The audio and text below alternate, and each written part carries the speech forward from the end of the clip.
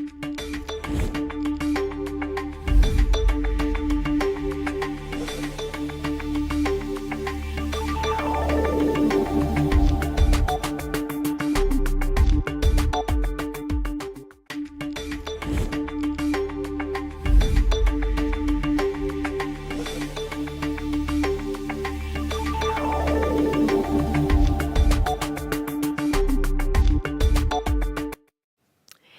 lovely morning to you, the GIC viewers and listeners within and beyond the borders of the Republic of Namibia.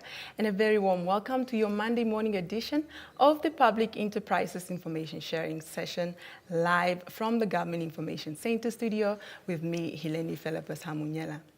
It is always an absolute pleasure being in your company. Now, on the menu this morning, we are discussing an overview of the Social Security Commission's operations.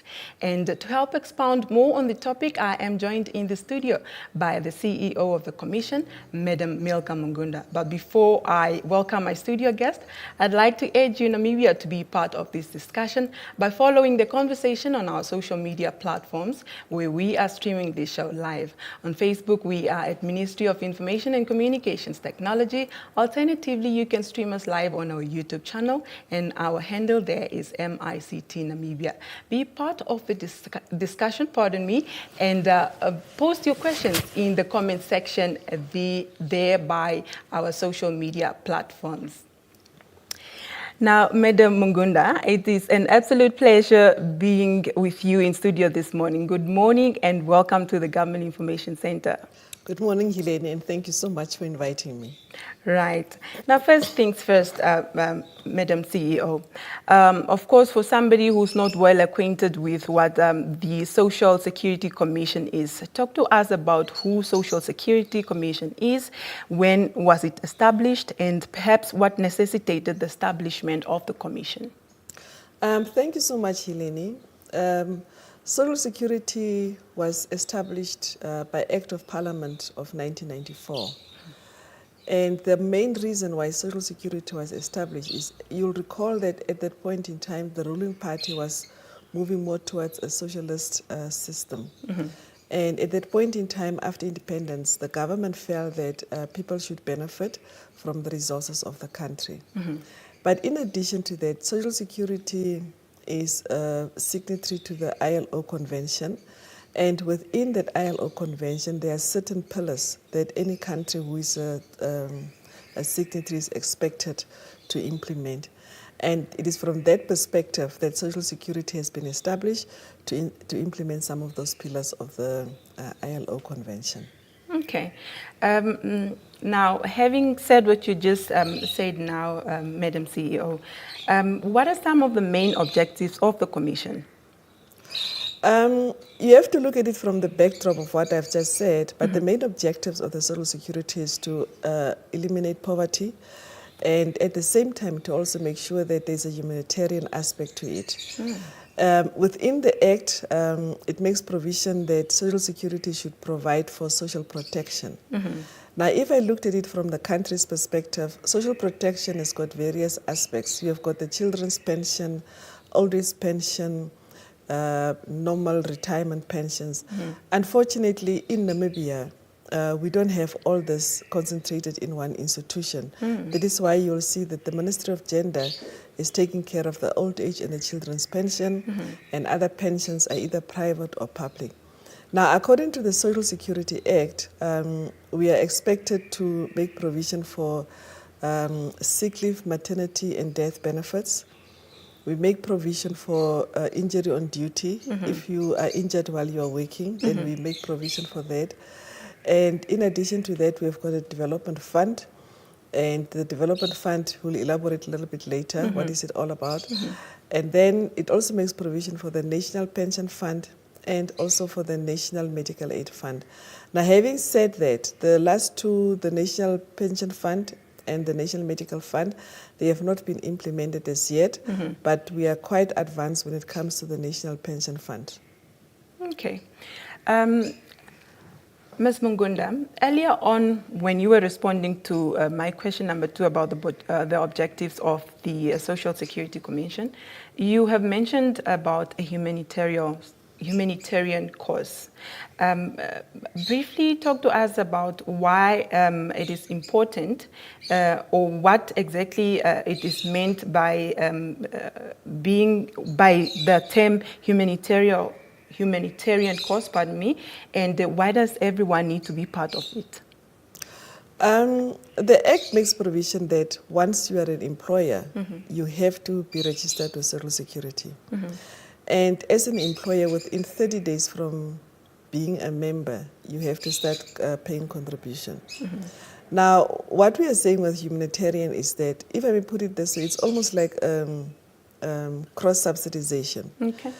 In the sense of the poor person must benefit, but then the contribution you give on a monthly basis as an employer and as an employee is then helping the people who are not in a position. And that is why from the contributions that we receive, we provide for all the other aspects like funding the DF, training schemes, employment schemes, and all that. So that is the humanitarian aspect that I'm talking about. Okay. For interest's sake, I'd like to just find out, so do employers also have a part to play in this, as in, because I know that as an employee, on my payslip every month, there is a certain amount that I pay to Social Security. Does an employer have its own category as well, where they also are liable for a certain payment to Social Security? I just would like to know that.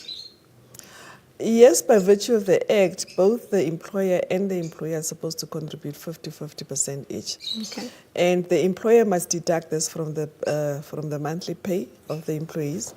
And once they have deducted it, that must be then paid over to the Social Security. So yes, there is an obligation from both the employer and the employee to contribute towards Social Security. Okay. Now, I'm wondering, of course, there is always a compliance involved in any institution. I'd like to know, Ms. Mungunda, what is the basis of compliance with the provision of the Social Security Act?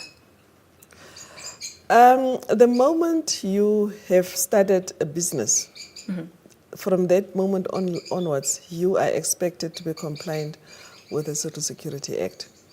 Now, basically what that means is that it is upon you to make sure that you give contributions to Social Security. It is upon the employer to register the employees. And it is upon the employees to make sure that their contribution is deducted.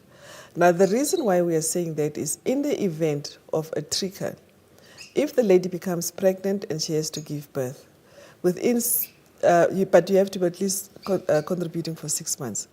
Now, after 6 months, then you can claim your maternity benefits or any other benefit. And that is the compliance that we are talking about, that you have to contribute so that from our side, we can also then be a compliant to make sure that we fulfill your needs according to the Act. Okay. Now, having said that, when should one pay the contributions, and what are the consequences of that may follow should the employer fail to pay over the contributions to Social Security? I think there are serious consequences if you don't pay. The first thing is, if you don't contribute as required by law and there is a trigger, obviously we are not going to honor that. And then what that means is that the employees are not going to benefit from what they're entitled to benefit. That is the most thing. Okay. The consequences of not paying is that we can actually take legal action against you. And what our team is doing is, it is going all over in the country with the inspections and do some inspections and then demand what is supposed to be paid. We have instances where employers would not pay, and then in those instances, legally, we took them to court, and then they have to pay. Now, we have also realized that some of the employers will deduct from the employees, and they would never pay over to Social Security. And once we discover that, and there is a trigger, let's say you got injured on duty or something happens and we have to kick in our responsibility, we will go ahead and do what we are supposed to do to pay out and make sure that you get your benefits. However, what we'll do is then we'll go back to the employer and then we'll hold the employer accountable, probably with some kind of interest. And this has been happening. So this is the obligation that we have towards both the employer and the employee. Okay. Now, Namibia, if you are just tuning in, you are watching the Public Enterprises Information Sharing Session live from the Government Information Center studio with me, Hileni Felepa-Samunyela. And this morning, we are unpacking an overview of the Social Security Commission's operations. And as earlier mentioned, I am joined in the studio by the CEO of the Commission, Madam Milka Mungunda. Please do post your questions on our social media platforms where we are streaming this show live. On Facebook, we are at Ministry of Information and Communications Technology. Alternatively, you can stream us live on our YouTube channel, and our handle there is MICT Namibia. And you will get your feedback from the CEO here in the studio with me, should you post your questions, of course, in the comment sections. Right, now back to the discussion, Madam Mungunda. I'd like to find out, because based on your response to the question I just posted, when should one be paying the contributions and what consequences, I'd like to know, what happens if the employer has been deducting contributions from the employee and fails to pay over? Would that mean the employee claimed to be honored? I know you mentioned to say that you will continue to pay out to the employee. For example, in an event that they maybe got injured whilst on duty, you will continue to pay to honor them. But I want to know, what are the punitive measures in place that can be held, to hold accountable the employers who are, found guilty in such? If the employer deducts, point number one, it's an obligation from any employer to contribute towards Social Security. Right. Now, that in itself, if you don't do that, there are legal implications. Now, if the employer goes ahead and deducts and still not pay over to the Social Security, there are also legal implications. So, but we are not going to disadvantage the employee because of the employer. And as I said earlier, we are going to honor our responsibility towards the employee, but we'll go after the employer to pay. And we'll hold the employer accountable with some interest. And if after some time the employer still does not want to honor that obligation which has been put upon the employer by Act of Parliament, then what we do then is we can take legal action against such an employer. Okay. It's well understood now. So the employers must take note. They must take note and they must take full accountability and responsibility. Right. Now, Ms. Mungunda, talk to us about the Social Security's digital transformation journey. What digital products does the Social Security Commission introduce, or has it introduced, to ease the business with, of course, your institution? You'll know that we are all moving towards technology. Right. And it's a buzzword these days. Everybody's talking about AI, everybody's talking about digitalization. And I think as Social Security, we decided we don't want to be left behind. Right. So what we're moving towards is to digitalize our systems, which we have successfully implemented some of our products. And I'll give you an example. For instance, if you want, if an employer wants to fill in a Form 10, which is compulsory. The employer does not have to come to Social Security office, to any of our offices. You can do it from the comfort of your desk. And convenient. You can always get your Form 10, you can always fill in your Form 10. You'll be able to see what is your status in terms of your contribution. You'll still see the status of your employees. And then if you want a good standing certificate, you can just do that. You don't have to come to Social Security. If you want to make contributions, you want to pay, you can do that from the comfort of your home. You can do EFT, you can do whatever payment to our system, and it will immediately reflect on our system. So these are the kind of things that we have introduced and we are moving towards. There are still others that we want to introduce. For instance, we have got another app that we have introduced. We have tested it. If you have got questions, you phone in and you have got questions. You don't have to wait for somebody to answer your questions. There's an app that will answer all your questions. And if in an event that that app cannot answer your questions, then obviously then a human being will come in and then that person is going to help you out. So that is what we are doing. So this probably answers.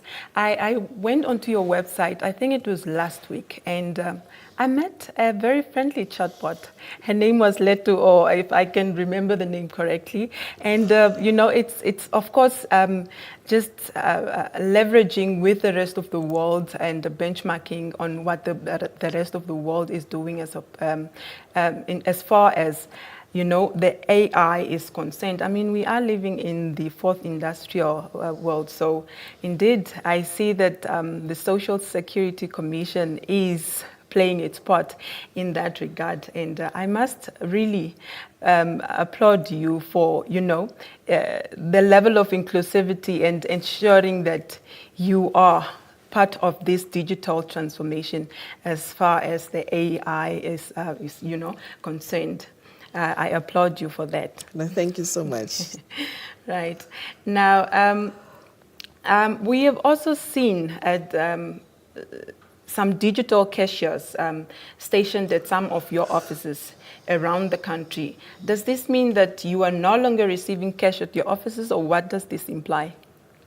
That's basically what it means, Helene. We are trying to move away from an instance where we need to collect money because it's a risk, and we also don't want human interaction when it comes to some of these things. So yes, we have introduced all these cashiers, and we are still going to expand cashiers to all our other offices. Now, what it also means is that you don't have to come and stand in the queue to wait for Social Security to pay the money into a cashier. Now, you'll ask, maybe the next question would be, now what will happen to the people who are involved, who are now collecting these monies? Right. We are busy with retraining and upskilling some of our members. We don't want to retrench anybody. So we are upskilling, and then probably also with natural attrition, also to reduce the staff complement. So yeah, we are doing everything possible. And then also there are also other products that we are going to introduce. And by doing that, we are then using the very same people to be part of the growth of the commission. Okay. It's quite convenient. I mean, I don't need to drive all the way to Social Security to be able to access your services. If I can do so at the comfort of my home, then why not? The level of convenience. Exactly. That's the point. Right. Now, Madam CEO, I would also like to know, I understand that the Social Security Commission is administering the Funeral Benefit Scheme, FBS. If so, what exactly does this mean? Or can you talk to us about what this FBS is? The Funeral Benefit Scheme originally was not part of Social Security. It is a scheme which is supposed to be run by the Ministry of Gender. Okay. And this is a scheme for people who are old age and people who are disabled. And so once they die, then the government has got that responsibility of providing with a funeral benefit. So what happened is that, and this is again going back to what we said about the ILO and about the social protection. So what happened is that we were given that responsibility by the Ministry of Gender because of the facilities we have, because of the capabilities we have, and because of the wider footprint we have in the country. Okay. So that is what we are administering. So if a member dies who is on an old age pension, that person is given a 4,500 for the funeral benefit. But we don't pay it directly to an individual. We work very closely with the funeral undertakers and with the Ministry of Gender, and that is how we make sure that our people are getting decent funeral benefits. Okay. Now, going forward, we also want to improve. Currently, it's about 4,500. But if you look at the coffins, if you look at the funerals, they are becoming quite expensive. And sometimes that 4,500 may not be sufficient to give somebody a decent funeral. Going forward, we are going to revise and see how we can improve on that. But that is something that we are proud of, and it is something. And again, as I said, in other countries, these social protection benefits are all concentrated in one institution, whereas with us, it's all over. And I think this is probably the first step of concentrating in the social security, because it is the right place where social protection products must be concentrated. Okay. Now, Namibia, if you are just joining us, you are tuned into the Public Enterprises Information Sharing session on this Monday morning with me, Heleni Felabosamunyela, and we are coming to you live from the Government Information Center studio. As earlier mentioned, we are today, this morning, unpacking the overview of the Social Security Commission's operations, and I am joined in the studio by the CEO of the Commission, Madam Milka Mungunda. And I want you to post your questions in the comment sections as you follow the discussions on our social media platforms, where we are streaming this conversation live. On Facebook, we are at Ministry of Information and Communications Technology, or you can also stream us live on our YouTube channel, and our handle there is MICT Namibia. Now, Ms. Mungunda, the Social Security Act 34 of 1994 has made provision for establishing the development fund under the Section 37. And there is a scheme, or there are schemes that were then established under this act, or the employment scheme, pardon me. What is considered to be an employment scheme? Thanks, Heleni. Yes, the Act makes provision for the development fund. Now, basically, the development fund is consisting of 4 or 5 components. It's an employment scheme, a training scheme, bursaries, and loans. This is what the DF is responsible for.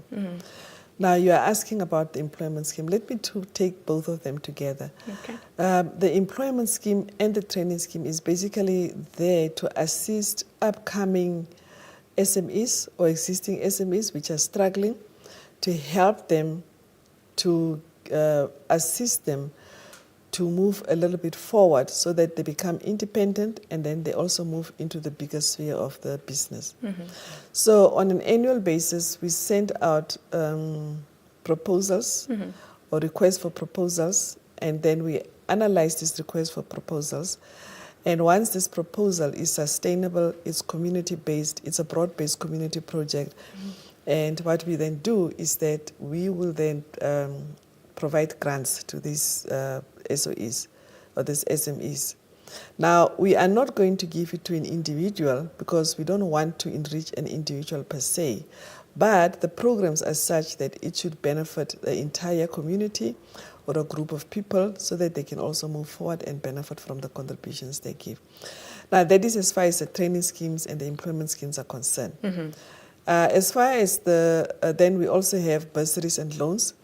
On an annual basis, we also advertise and we give bursaries to students. Okay. But these bursaries, we only give it to students who are coming from very poor backgrounds. We always have a ceiling as far as the salaries of both the parents are concerned. And in addition to that, we also look at students who have got the potential and who have got the potential to study and who can make a difference in their communities. So we just don't give to anybody. We look at the poorest of the poor, and then we also look at students who are having the potential to study further. And it's a full bursary. We pay the entire tuition fee. We pay for pocket money, we pay for transport, we pay for accommodation. And it's a full bursary because we want to make sure that once you are at university or a technical or whatever, you shouldn't be bothered about financial issues. You should be concentrating on your academic program. So that is what we are doing. Okay. That is good to know, and at least refreshing to the learners or students who are perhaps under, what do you call it? Impoverished. The Impoverished. English is not English. Okay, from the but poor yes, backgrounds. from the poor backgrounds, yes. It is refreshing to know that if you have the, if you have the potential and you are perhaps faced with challenges of, academic fees, and you can, you can come through at Social Security, and they can, of course, given that, and I believe that there is a criteria for these students, that there is criteria in eligible criteria in place to ensure that these students are eligible to get, right? Yes, we do. When we advertise, we made it very clear exactly who should qualify. Okay. And on what basis you must qualify, what documents to submit. And so there are qualifying criteria. Okay. And they're not difficult. They are actually straightforward. It's just that we want to make sure that those who are in a position to pay for their fees are not exploiting those who are not in a position to pay. Okay. So are these requirements also listed on the website in an event the students would want to acquaint themselves with the criteria? Yes, it's on the website. Okay, yeah. That's good to know. And that is why even with applications, we also don't take physical applications. Okay, sometimes we can make exceptions, but we expect the students also to apply online. Okay. It's also a way of digitalization to also help our students. Yes. Yeah. Now, Ms. Mungunda, I'd like to know for the small businesses, small and medium businesses, scale or manufacturing, what qualifies such businesses? What must, I'd like to know from you, is there perhaps maybe a ceiling on how much they should be earning per year to be able to qualify for that criteria? Or what exactly qualifies them? Who is eligible to get funding from the Social Security? As I said, we provide funding for small, medium businesses. Okay. And the criteria is basically, the basic criteria is it should be sustainable and it should be broad-based. Okay. Those are the most important aspects. And what I mean by sustainability is that once we have given you the grant and we are out of the process after 2-3 years, we want to make sure that, and we want to ensure that this project is still going to continue, that it shouldn't collapse. So that is the first criteria. Okay. And then the second criteria which goes with that is it should not benefit an individual. It should benefit a broad-based community or a group of people. Okay. So you as an individual could come up with an idea, but it shouldn't be your project. It should be to benefit other people around you. I think those are the two basic requirements. Now, once we have met those requirements, we expect you to give us a very strong motivation as to exactly how do you think this project is going to benefit. And you must give us a very good motivation, a business plan, a well-thought business plan. Because, we are giving money, so we cannot just give money to anybody who just submits a document. We want to make sure that it is a serious business. Now, after that, once we have granted you the money, we are also going to do a monitoring and evaluation on a regular basis. And the money is not going to be just disbursed at one point in time. We are having different phases. And this is going to be clarified. By the time you sign the agreement, we'll tell you exactly phase 1, you are supposed to do this, phase 2, and then it continues like that. Okay. However, don't also forget that we also look at, we don't have a limit per se. Okay. But we also have that would have been my next question, but okay, thank you. We don't have a limit, but we have to be conscious of our budget. Right. So we've seen cases where people will submit their proposals, and then once we analyze the proposals, we find that, but we have budgeted less than what this particular project is supposed to cost, and then we'll increase it. Okay. But then we find that sometimes we are too ambitious, and then some people will add more, and then we'll reduce it because we do a serious feasibility study, a due diligence, and that is how we are going to provide you with the fees. Okay. So what we are saying, I just want to ensure that we are on the same page. What we are saying is that to qualify as a small or medium scale business for these fundings, you must not be working as an individual. You must at least be employing others, right? And you need to have a well thought of a business plan in place. And of course, the funds come in and not at once, but you give it in segments. And that evaluation and monitoring is also going to be done from the Social Security Commission's point of view. And maybe one thing I may have forgotten is to say, for you to be a training scheme, you must be registered with the NTA and also with the NQA, because those are requirements. And BIPA. And BIPA, of course. And Social Security, of course. Of course. Right. Okay.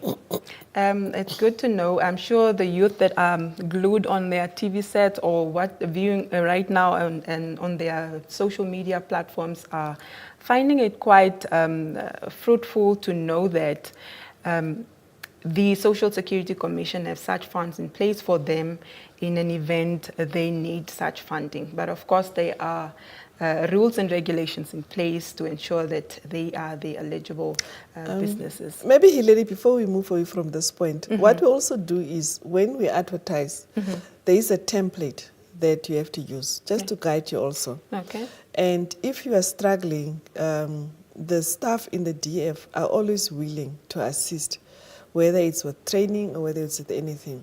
So once you have gone through the entire program and you are one of the successful people, we actually also take you through an entire process of training and education, and also give you as to exactly how, in terms of financial planning also.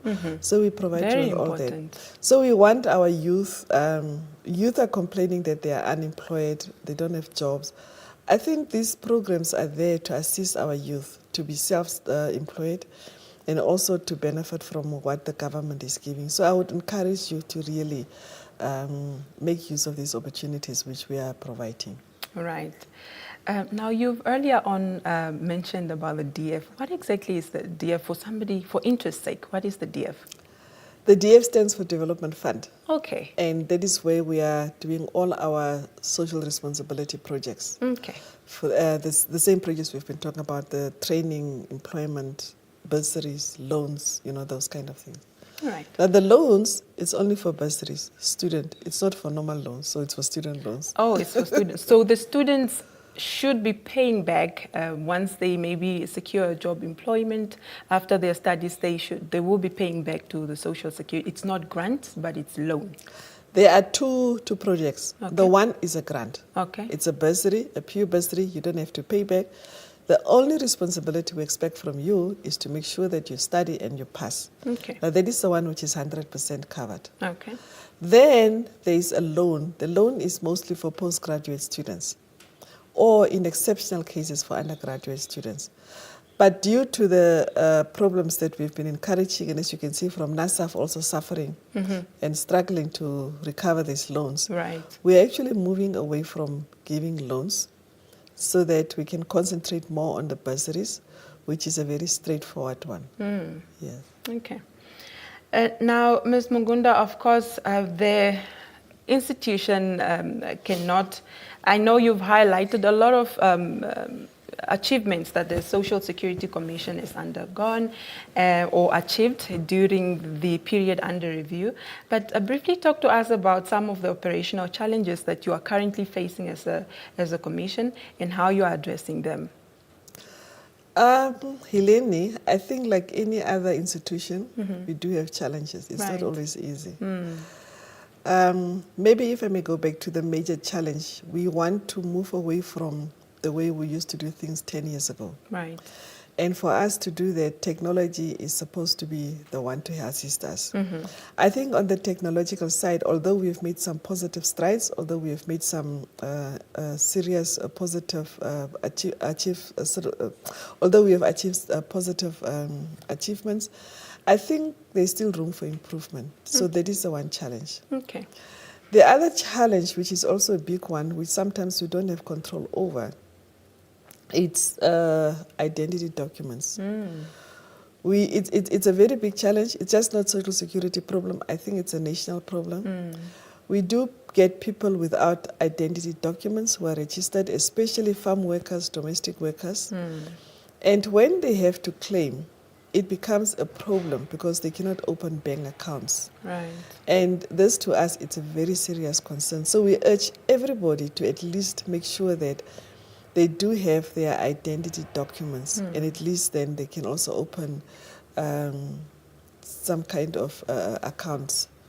Now, once we have gone through, let's say if you come to the end of your tenure and you want to be paid, we cannot pay over to a third party.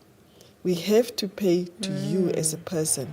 Okay. But as of course, I told you that we are moving away from cash payments. We also don't pay cash. So we pay into your bank account or in whatever means there is, but not to a third party. Okay. So I think that is the other challenge. The other challenge that we are faced with is, of course, fraud is everywhere. And we are trying by all means to make sure that we can mitigate that. We are busy reviewing our Act. Our Act is a little bit old, and there are certain provisions in the Act which are not in line with the latest developments. And once the Act is amended, there are certain things that we can really do to move faster. At one point in time, the Act made provision that you must only pay through the bank or whatever, or through checks. And then the Bank of Namibia said, no more checks. Yeah. Now we are faced Checks with are that phased out. situation. Yeah. So we couldn't just move away because the Act says it must be a check. Bank of Namibia says no checks. So you understand those kind of things. So we are trying by all means to change or to amend our Act so that it's in line with what we are doing. Right. Again, we also have to follow the convention of the ILO. One of the things ILO says is that we must improve our ceiling for maternity benefits. And that we are doing on a regular basis. But I must also say that the biggest challenge we are having is with people who are injured on duty. We have got a ceiling and we are always revising it. But when it comes to certain benefits, we cannot improve because the Act makes provision for that. So these are the kind of things that we are looking at. So these are the challenges. I don't want to say problems, but these are the challenges, but we are facing them head on. And to be honest with you, we've been getting so much support from our line minister, Minister Nyoma. It's unbelievable the kind of support he's giving us. So that helps a lot. Yeah. And I think from that perspective, it makes life for us at Social Security very easy. Okay. Now I'm glad to at least know that you are getting some form of support from your mother ministry. Now, as earlier mentioned, Namibia, we are live on our social media platforms, and we do have questions, Ms. Mungunda, from our social media platforms, that is Facebook. I have a question from Beata Shanika, and she'd like to know, what is the benefit for early retirement before 60 years and the continued payment at retirement at 55 years? Let me ensure that the question is I understand the question. I know that. Oh, okay. Okay. Then you can please take that one for now, and then I'll share the rest later. Okay. Again, as I said, it goes back to the Act. When you go on early retirement, the Act basically says you can only pay out when you have reached the age of 60. But we have now realized that there are people who are going on early retirement. But also there are people who then continue to pay after the age of 60. So yes, after the age of 60, yes, we can pay out. But it also depends on the employer. Some of the employers would feel that once you have reached the age of 60, you retire, and then from there we put you on a contract, which contract probably they will not contribute. So it's something else that we can discuss. But once you go on early retirement, the Act makes strong provision for payments up to age of 60. We've been receiving a lot of concerns, a lot of questions, and I must tell our customers or our members that it's something that we are looking into. We've been also discussing this with the Office of the Prime Minister so that you can see when people go on early retirement, what would be our role as far as the payment is concerned. So we are attending to that. Indeed. I think most Namibians who opt to go for early retirement will be, relieved to know that the Social Security is looking into things, and especially that you mentioned earlier that you are looking to review the Act, because it's no longer speaking to most or some of the new developments that are upcoming. Exactly. Right. Now, there is another question from Simon. He would like to know, is Social Security looking at implementing paternity leave benefits for expecting fathers or fathers with expecting spouses? Yeah, this is a question that comes all the time. Right. I think, let me go back.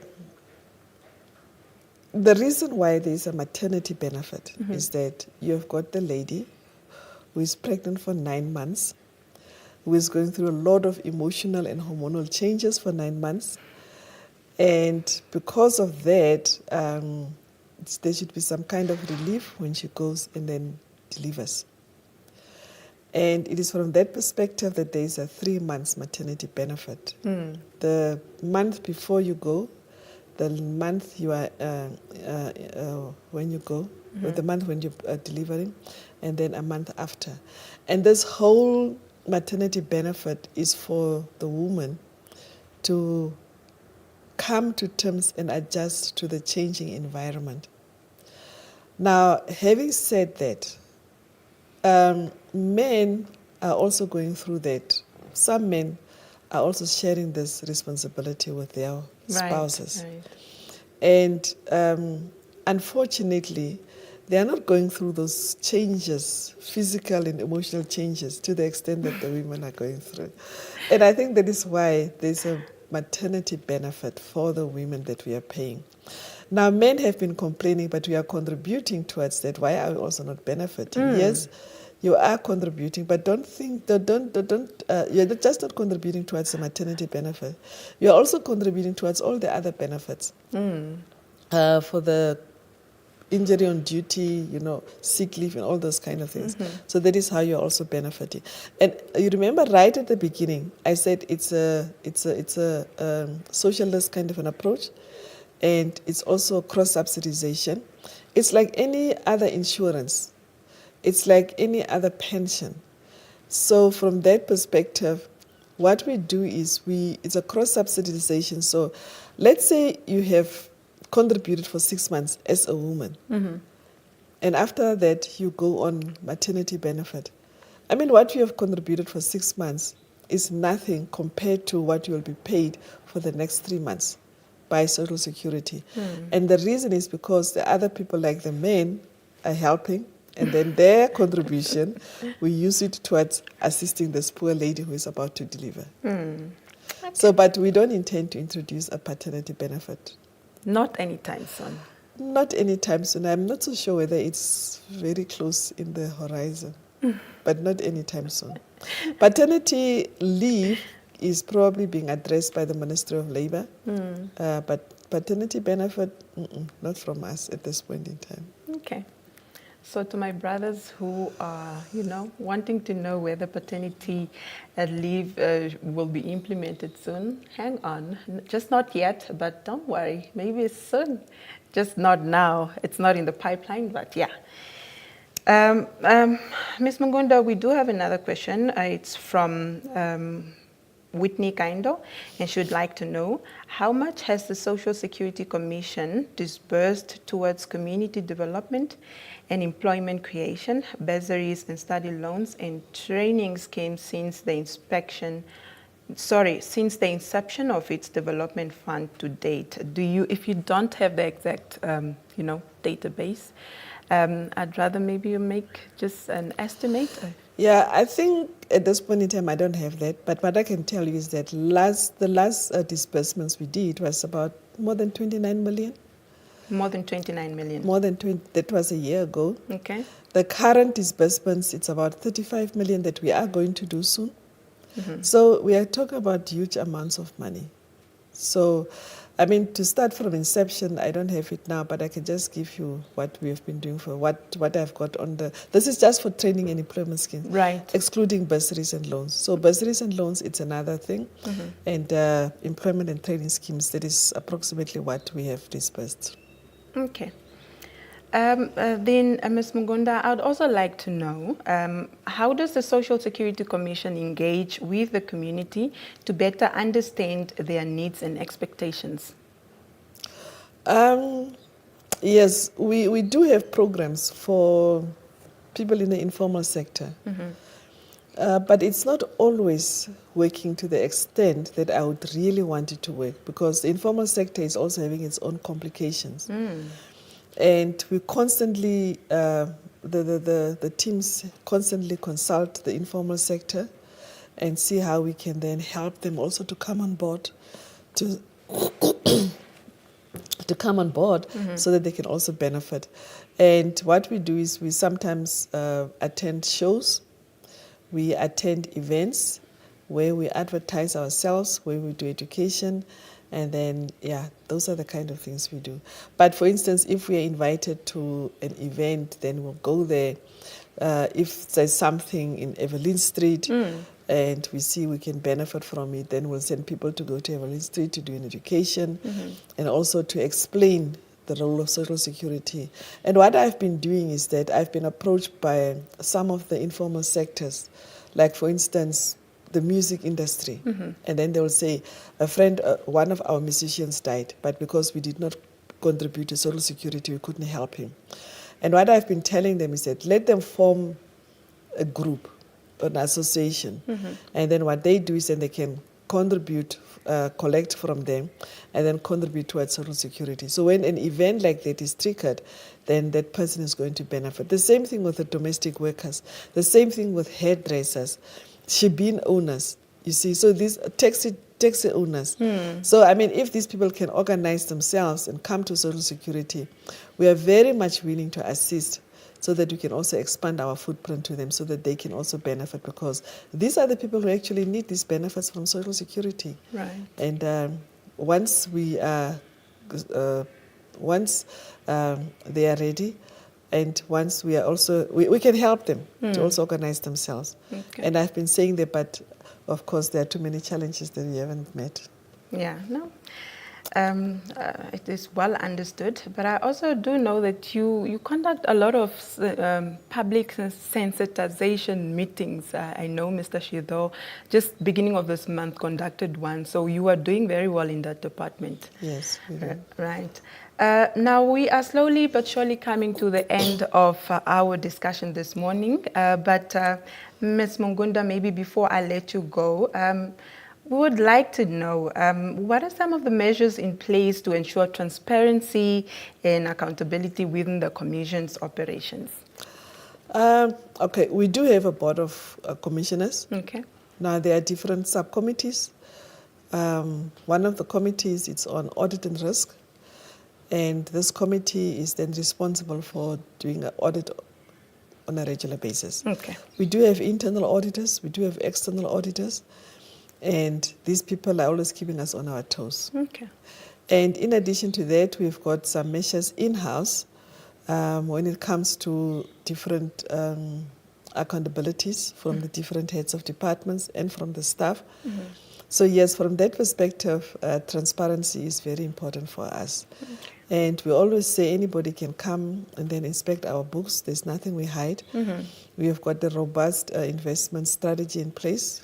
And from our strategy, we can see that our performance is doing very well.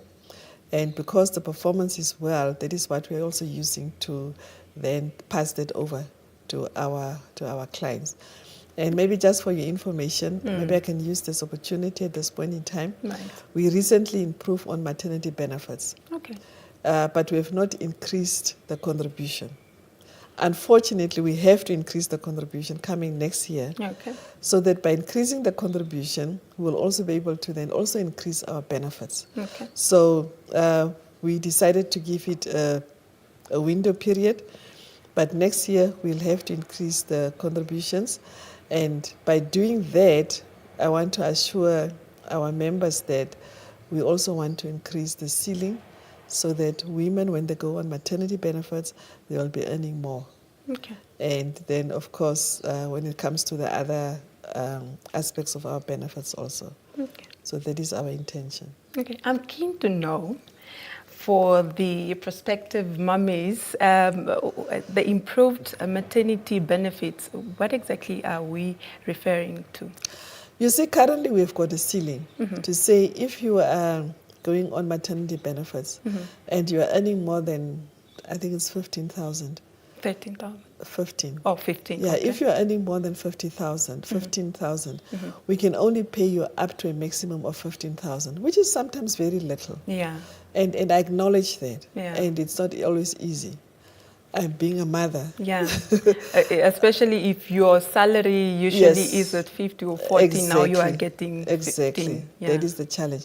However, if your salary is, let's say, less than, let's say, 14,900, you are going to get the entire 14,900. Exactly. Oh. So that is why we want to move down. That is the ceiling I'm talking about. Okay. So that is why we want to move the ceiling, so that at the end of the day, after a certain period, let's say it's going to be 100% of your salary. Okay. But then we have to increase it incrementally and not at once. And then by increasing the ceiling, we must also increase the benefit payments or the contribution. And then that is how we are going to introduce it, so that we can reach that 100%. Our aim and objective is to reach 100%. So if you're earning a 50,000 and you go on maternity leave, you must also get that 50,000 from Social Security. Okay. But yeah, it is a process that we are looking at. Right. Now, there were talks that the maternity leave would be increased to 6 months from the 3 months that it is now. Where are we in this process? Yes, Helene, there are talks, and that is one of the things. Yes, according to the ILO, we have to do that. Okay. But this is a discussion we should also have with the powers to be. And before we also do that, we have to look at the financial implications, and we have to look at the implications in terms of what it means for the economy. So if you are on maternity leave for 6 months, it's fine. I don't have a problem. And you come back and then you work for 3 months and then you go in 6 months. Okay. Yeah. So, but it is also one of the things that are entailed in the ILO convention. Okay. Okay. Good to know. Ms. Mungunda, before I let you go, what is the way forward for Social Security? Helene, the way forward for Social Security is it's a social security, and it's supposed to make provision for those who need it. And the unfortunate thing, and I think going forward, what I would probably appeal going forward is that the social protection pillars must be concentrated in one place. Then it's easier that sometimes you don't duplicate some of the benefits. Currently, there's a lot of duplication, and that is also causing a lot of taxpayers' money. But if we could then streamline all of these benefits under an umbrella, I think that would be the way forward. And this is what Social Security is looking at. Okay. We are improving our systems, we are expanding our footprint, and we want a situation like we did with the funeral benefit. There are certain benefits which I strongly believe should belong to Social Security. Not because I'm there, but I mean, I'll not be there forever. But right. Even after I've gone, it's going to save a lot of money to the government. Because to be honest with you, when we introduced the funeral benefit, and then we brought it to Social Security, we saved a lot of money for the government because we had to streamline everything, and we had to look at what is best for the government and also for the members. Okay. So yes, it can be done. And I think in the long run, that is probably what I would say we should all look as a nation towards that. Okay. Ms. Mungunda, I'd like to pause here and thank you really very much for coming, for making time to join us this morning and to educate the Namibian nation on the operations of the Social Security Commission. We very highly appreciate, and you know, the hard work that goes in at the background does not go unnoticed. We are appreciating your concerted efforts, of course, with your team of experts behind the scene that are making sure that, you know, everything is in place for the Namibian nation to access when needed. We'd like to thank you so much for, you know, availing yourself this morning. Thank you so much, Eleni, and thanks for, and I hope the customers, if they've got any questions, our offices are open all the time. Please feel free to consult us. Right. Thanks so much for NBC. Thank you. It's the GIC also. Oh, GIC, yes, okay. the Government Information Center, right. Thank you, Lenny. Right. Now, Namibia, that is all the time we had for today's discussion. Do join us again next time when we unpack another fruitful discussion here at the Government Information Center. From myself, Heleni Philippa Samunyela, and the entire GIC production crew, thank you so much for tuning in. Until next time, take care.